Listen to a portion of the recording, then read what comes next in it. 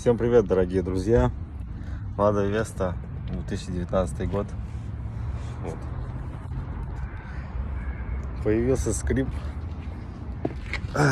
Скрип появился, в общем, от педали тормоза. Начинаешь отжимать тормоз, и появляется такой скрип.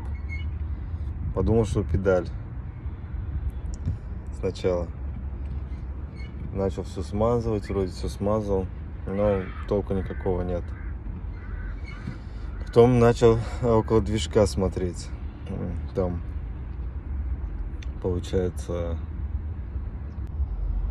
около движка начал смотреть. По итогу там тоже нет проблемы. Ну, поставил телефон, в общем-то, на движок, понажимал, там никаких звуков не слышно. Потом что-то начал прислушиваться к заднему барабану. Ну, в общем-то, поставил телефон вот сюда вот на колесо прям, и нажимаю тормоз.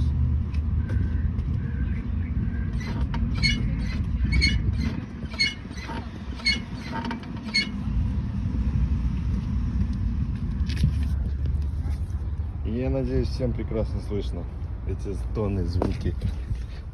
В общем-то, получается, что проблема где-то там находится, а не здесь. Короче, сейчас приехал сервис, пообщался с ребятами за замену.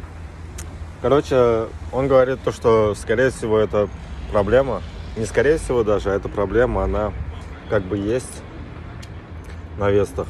И получается, что нужно полностью менять задние тормозные колодки.